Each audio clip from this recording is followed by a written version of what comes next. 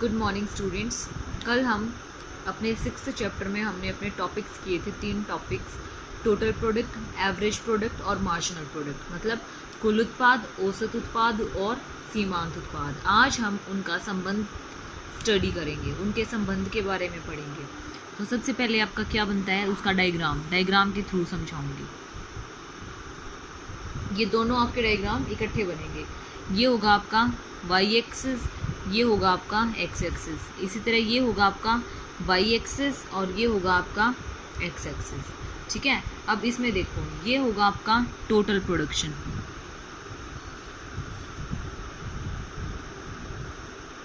ये होगा आपका एवरेज और मार्जिनल प्रोडक्शन। ठीक है, ये तो है हमारा टोटल प्रोडक्शन, ये है हमारा एवरेज प्रोडक्शन और मार्जिनल प्रोडक्शन। अब देखो, यहाँ पे हैं हमारे units of variable factors. Variable factors क्या होते हैं, जो चेंज होते रहते हैं, और फिक्स्ड फैक्टर्स क्या होते हैं, जो चेंज नहीं होते, जो आपने पढ़े हैं। तो हमारे वेरिएबल फैक्टर्स क्या होते हैं, जो चेंज होते रहते हैं, और हमारे फिक्स्ड फैक्टर्स क्या होते हैं, जो चेंज नहीं होते। तो यहाँ पे ये एक्स एक्सिस पे क्या आ जाएगी, यूनिट्स ऑफ वेरिएबल फैक्टर्स। तो अब देखो, हमारी जो टीपी होती है वो टीपी कैसे जाती है। हमारी टीपी का मतलब है कि ये आपकी पहले आपकी कहाँ से स्टार्ट होगी, आपकी 0 पॉइंट से स्टार्ट होगी, धीरे धीरे बढ़ेगी और एकदम से फिर ये ऐसे बढ़ेगी। ठीक है, ये तो हो गई हमारी टीपी। अब देखो हमारी एमपी, इसका जहाँ तक ये वाला पॉइंट है ना, इसको नीचे तक ले आओ। ऐसे इसका जो ये कांस्टेंट सा पार्ट है ना, जो ये जहाँ तक हाई पार्ट हो रहा है, हाई पार्ट से जब ये नीचे गिरना शुरू हो जाता है, उसके बाद यहाँ तक हो रहा है ना, इस टाइप से। इसको थोड़ा लंबा कर लो, मैंने थोड़ा छोटा बना दिया, इसको यहाँ तक कर लो। ठीक है, अब ये देखो कि आपका एपी और एमपी, आपका एपी और एमपी कभी भी इस 0 पॉइंट को टच नहीं करेगा, क्योंकि हमने एग्जाम्पल में भी डिस्कस किया था ना कि एमपी जो होता है वो स्टार्टिंग में कभी भी 0 नहीं होता, बाद में 0 होता है। तो सबसे पहले हमारा ये कहाँ से स्टार्ट होगा, यहाँ से स्टार्ट होगा। और ये जो भी लाइन है ना, इसका हमने क्या करना है, डॉटेड में लेके जाना है। पहले इसके ऊपर हमारा एमपी हाई होगा, और ये वाली लाइन जहाँ पे कट करेगी ना, वहाँ से कट करता हुआ ये नेगेटिव में जाएगा, इस टाइप से। तो ये हो गया हमारा एमपी। अब हमारा एपी क्या होगा, हमारा एपी जो होगा ना, वो यहाँ से गुजरेगा, इसके नीचे से, और इसके यहाँ से फिर इसके ऊपर से चला जाएगा। ये होगा हमारा एपी।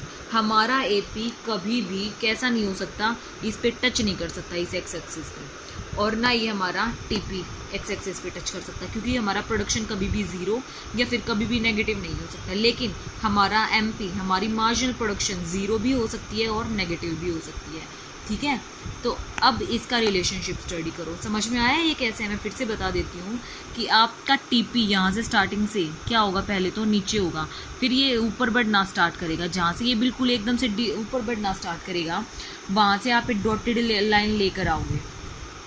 ठीक है, डॉटेड लाइन ले आए, उसके बाद जहाँ तक ये बढ़ रहा है, मतलब जहाँ तक इसका बढ़ने का लास्ट पॉइंट है, फिर ये घटना शुरू हो जाता है, उससे फिर एक डॉटेड लाइन नीचे लेकर आओगे। जहाँ पे लास्ट वाला पॉइंट है, वहाँ से तो आपका एमपी टच करेगा, और जहाँ पे पहले वाली डॉटेड लाइन है, वहाँ पे आपका एमपी हाई होगा। तो यहाँ से ये शुरू करके हमें एमपी हाई करके यहाँ से फिर 0 से नेगेटिव लेकर आना है। अब रही एपी की बात, तो हमारा एपी जो है वो हमारे एमपी से नीचे होके जाएगा, क्योंकि मार्जिन जो है वो हमारा एवरेज से ज़्यादा होता है, और फिर एक पॉइंट पे ये कट करके हमारा मार्जिन से क्या हो जाएगा, ज़्यादा हो जाएगा। तो ये है हमारा एपी। आई समझ में बात कि हमारा एपी क्या होता है, टीपी क्या होता है और एमपी क्या होता है। इसको 3 स्टेजेस डायग्राम भी बोलते हैं। ये आपकी फर्स्ट स्टेज हुई, ये आपकी सेकंड स्टेज हुई, और ये आपकी थर्ड स्टेज हुई। आ जाता है ये क्वेश्चन कि सिर्फ 2 में भी आपसे पूछ सकते हैं रिलेशन कि एमपी और टीपी का रिलेशन बताओ, या फिर आपसे ये भी पूछ सकते हैं कि एपी और एमपी का रिलेशन बताओ। तो अगर हमसे ये पूछा जाएगा कि टीपी और एमपी का रिलेशन क्या है, तो उसमें आपका क्या आंसर होगा, टीपी और एमपी में जब हमारा टीपी हाई होता है, first stage, second stage and third stage, 3 parts में डिवाइड होगा। एक में तो आपका जब टीपी बढ़ता है तो आपका एमपी भी बढ़ता है। जब आपका टीपी कांस्टेंट होता है तो हमारा एमपी क्या हो जाता है, गिरना स्टार्ट हो जाता है, वो 0 हो जाता है। ठीक है, जब आपका टीपी कांस्टेंट होता है तो ये क्या हो जाता है, 0 हो जाता है। और जब आपका टीपी गिरना स्टार्ट होता है, डिमिनिशिंग शुरू होता है, तो ये क्या हो जाता है, नेगेटिव हो जाता है। जब फर्स्ट स्टेज में क्या है, जब हमारा टीपी बढ़ता है तो हमारा एमपी भी बढ़ता है।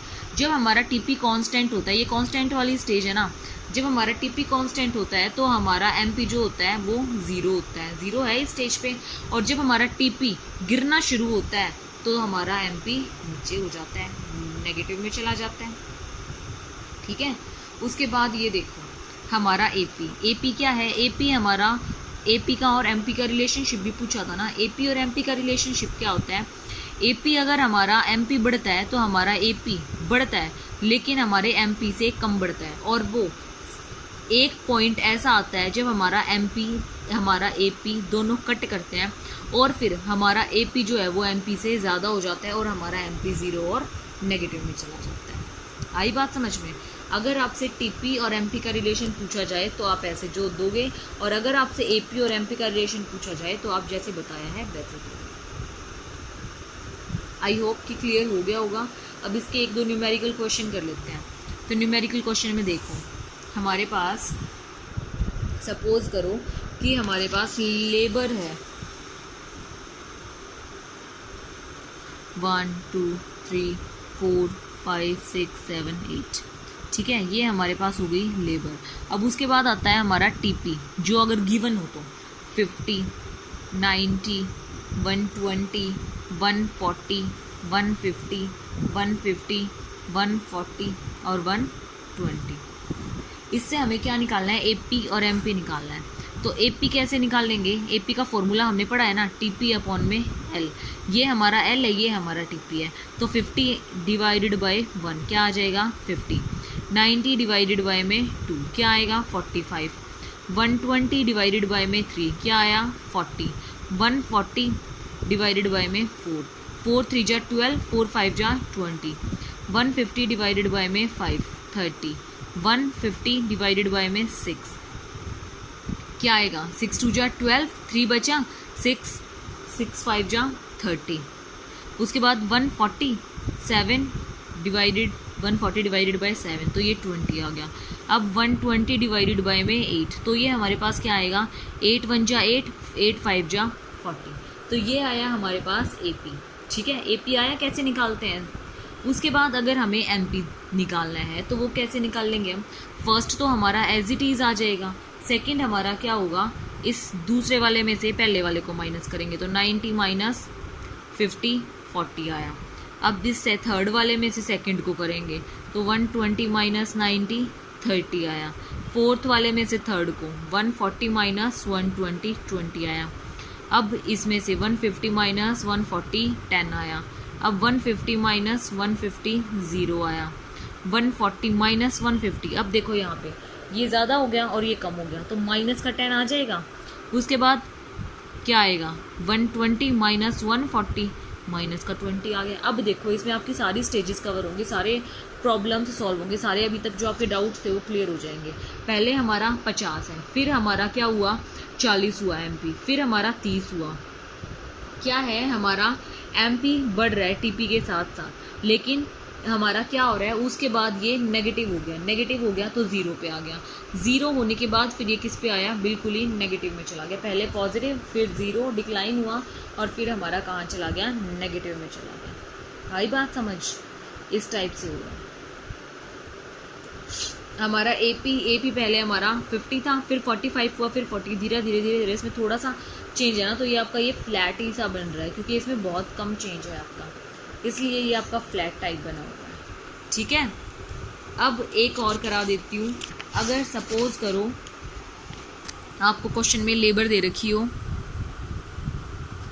1 2 3 4 5 6 7, टीपी निकालना हो और एपी निकालना हो, और क्या दे रखा हो, एमपी दे रखा हो। एमपी क्या दे रखा हो 20 16 12 8 और 4 0 -4। तो अब ये देखो हमारा क्या फॉर्मूला था एमपी का, डेल चेंज अपॉन में डेल एल। तो अब ये देखो हमारा क्या आ जाएगा, हमारा फर्स्ट हम एज इट इज़ रखते थे ना, तो फर्स्ट हमारा टीपी से एज इट इज़ आ जाएगा। अब ये देखो इसमें कितने का डिफरेंस है, 16 का डिफरेंस होगा तभी तो यहाँ पे 16 आया होगा ना, इसका और नीचे वाले का डिफरेंस होता है ना 16। तो अब इसमें इसको ऐड करते चलो, 20 + 16 36, 36 प्लस में 12 48, 48 प्लस में 8 56, 56 प्लस में 4 60, 60 प्लस में 0 60, 60 माइनस 4 56। तो ये बन गया आपका टीपी। कैसे निकला, कैसे निकला? फर्स्ट एज इट इज निकला।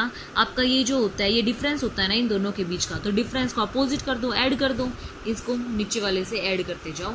ठीक है, अब एपी तो आप निकाल ही सकते हो ना, 20 डिवाइडेड बाई 1 20, 36 डिवाइडेड बाई में 2 18, 48 डिवाइडेड बाई में 3 कितना आ गया 16, 56 डिवाइडेड बाई में 4 14, 60 डिवाइडेड बाई में 5 12, 60 डिवाइडेड बाई में 6 10, 56 डिवाइडेड बाय में 7, ये 8 आ गया। आई समझ में? क्या है ये हमारी टीपी, एपी और एमपी। अगर हमें कुछ भी ना दे रखा हो ना तो ज़्यादा प्रॉब्लम आती है। अगर हमें कोई भी एक चीज़ मेंशन हो ना तो हम उससे क्या निकाल सकते हैं, अपना कुछ भी निकाल सकते हैं, तीनों में से कोई भी चीज़ निकाल सकते हैं। अगर हमें तीनों में से कोई भी चीज़ गिवन हो, टीपी दे रखा हो तो ये दोनों निकल सकते हैं, एपी दे रखा हो तो ये दोनों निकल सकते हैं, एमपी दे रखा हो तो ये दोनों निकल सकते हैं। मतलब कोई भी चीज़ ऐसी नहीं है जिसे हम ना निकाल पाए। ठीक है, ये आज हमारा चैप्टर कंप्लीट हो गया है, 6th चैप्टर कंप्लीट हो गया। अगर इस चैप्टर में कोई भी प्रॉब्लम है तो मुझे बताओ। ठीक है, अब आपका कमिंग वीक में आपका 4th और 5th चैप्टर का टेस्ट है, 12th क्लास। आपका कमिंग वीक में 4th और 5th चैप्टर का टेस्ट है और आपकी नोटबुक्स भी चेक होंगी, तो उसे प्रिपेयर कर लीजिए। Thank you. बाकी नेक्स्ट चैप्टर नेक्स्ट स्टार्ट करेंगे।